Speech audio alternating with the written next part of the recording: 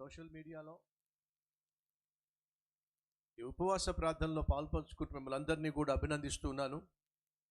అలాగే కొంతమంది తమ్ముళ్ళు చెల్లెళ్ళు జూమ్ కాన్ఫరెన్స్లో కూడా పాల్పంచుకుంటున్నారు, వాళ్ళని కూడా అభినందిస్తున్నాను.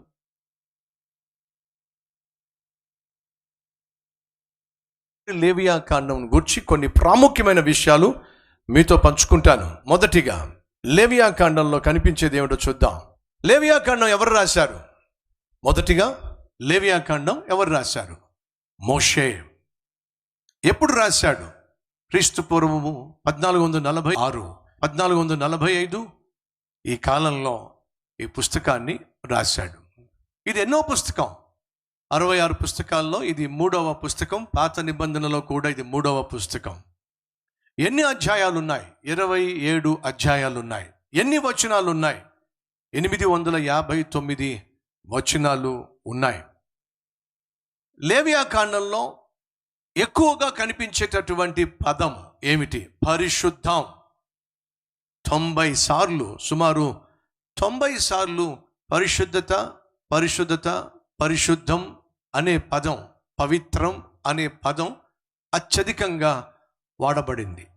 చెప్పా కదా, ఆది కాండం ప్రారంభానికి సూచన, నిర్గమాకాండం ప్రత్యేకతకు సూచన, లేవియా కాండం పరిశుద్ధతకు సూచన.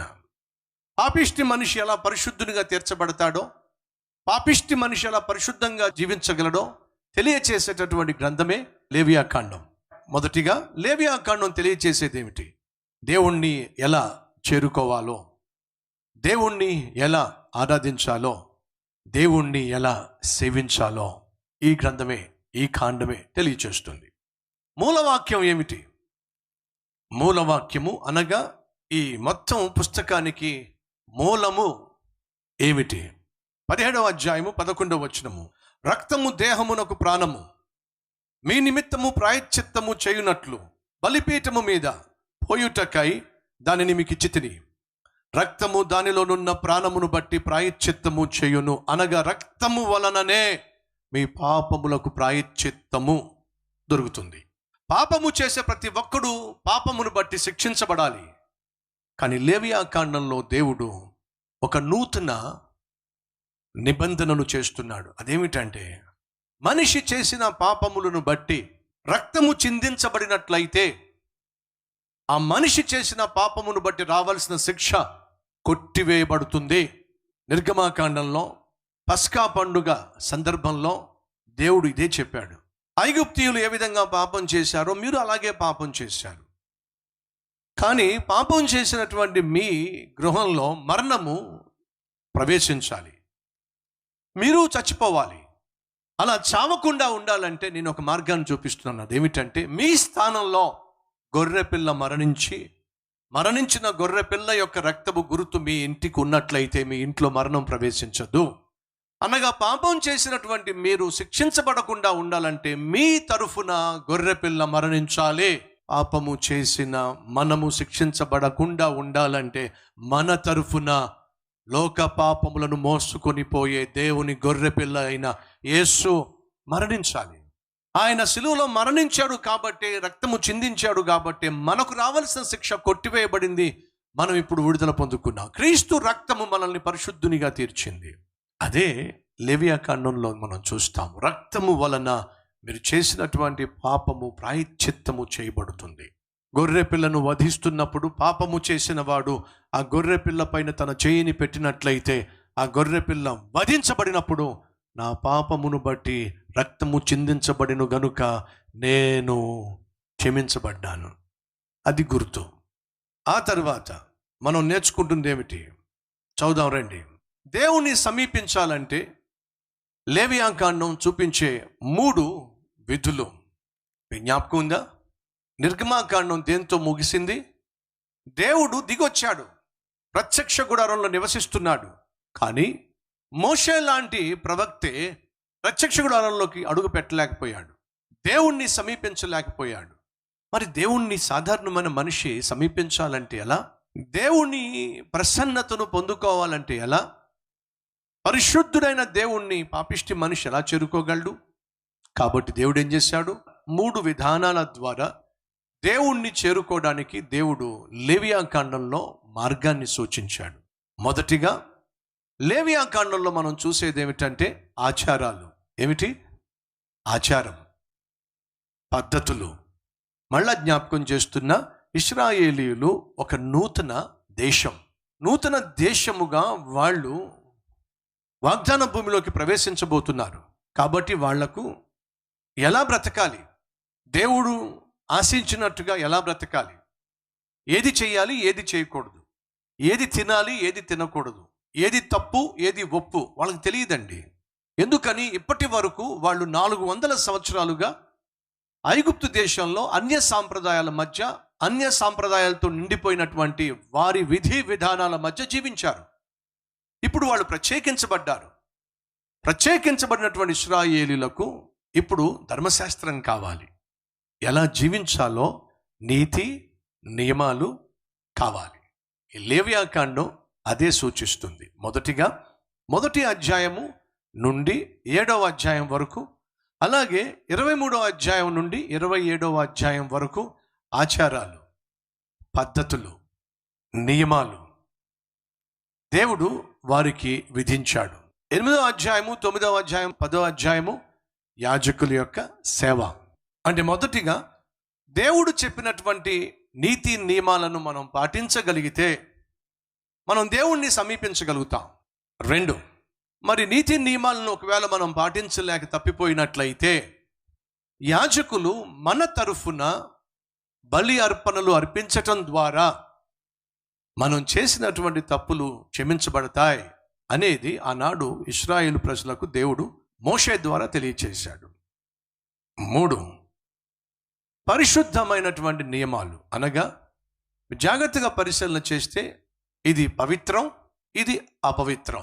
ఈ ఆహారము మీకు అపవిత్రం, ఈ ఆహారము మీకు పవిత్రం. ఇలా చేస్తే అపవిత్రం, ఇలా చేస్తే పవిత్రం అని చెప్పి నియమాలను, పరిశుద్ధమైన నీతి నియమాలను దేవుడు ఏర్పాటు చేశాడు.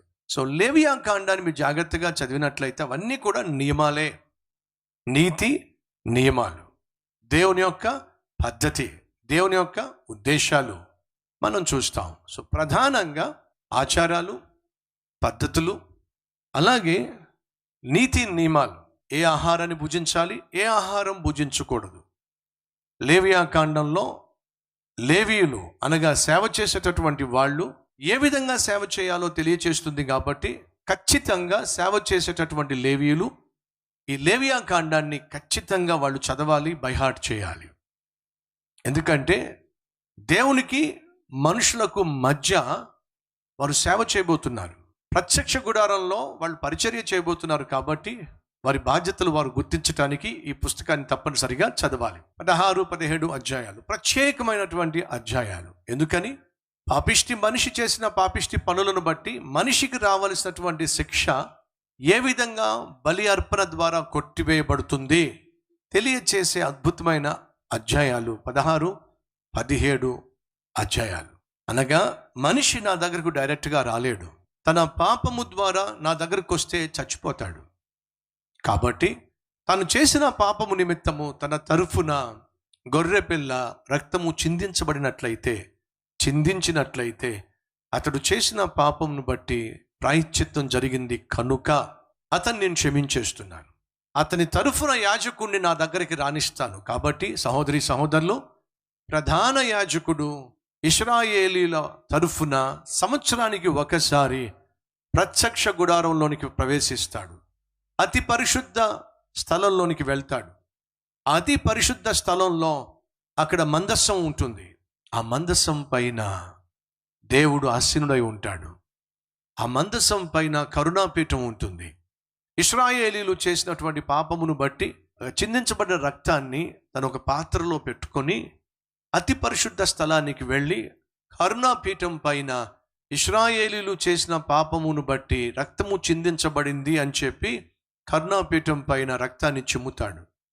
అనగా దేవునికి తెలియచేస్తున్నాడు, నాయనా, మేము చేసిన పాపము నిమిత్తము నువ్వు ఏర్పాటు చేసినటువంటి నియమం ప్రకారము రక్తము చిందించబడింది గనుక పాపము చేసిన ఇశ్రాయేలు ప్రజలను క్షమించు, వారి పాపములకు ప్రాయశ్చిత్తం జరిగింది గనుక వారిని శిక్షించవద్దు అనగా రక్తము ద్వారా ఇశ్రాయేలీయులు చేసిన పాపము క్షమించబడుతుంది.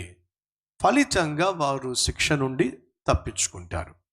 లేవియా కాండము నేర్పించే ప్రధానమైన పాఠాలు ఏమిటంటే, నూతనంగా ఒక దేశంగా ఏర్పడుతున్నటువంటి ఇశ్రాయేలీయులు దేవుని బిడ్డలుగా దేవుడు వారిని అంగీకరించాడు కాబట్టి దేవుడు వారికి నియమాలు ఏర్పాటు చేస్తున్నాడు.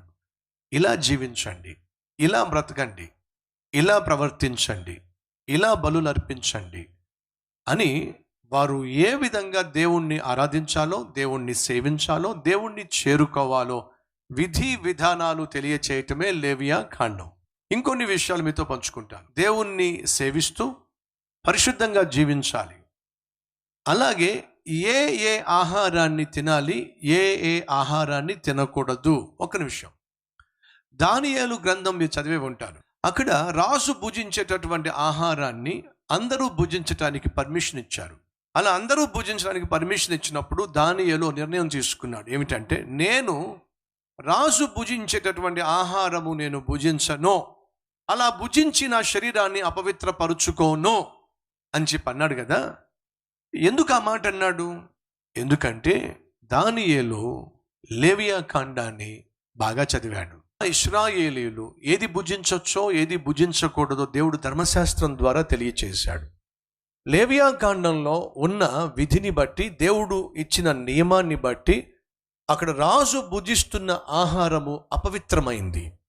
కాబట్టి రాజు భుజించే ఆహారం నేను భుజించను, భుజించి నన్ను నేను అపవిత్రపరుచుకోను. ఆహారం భుజిస్తే అపవిత్ర ఎలా అవుతుంది? ఇశ్రాయేలు ప్రజలకు దేవుడు ఆహార నియమాన్ని ఏర్పాటు చేశాడు. ఏది తినొచ్చు, ఏది తినకూడదు అనే నియమాన్ని లేవియా కాండంలోనే మనం చూస్తాం.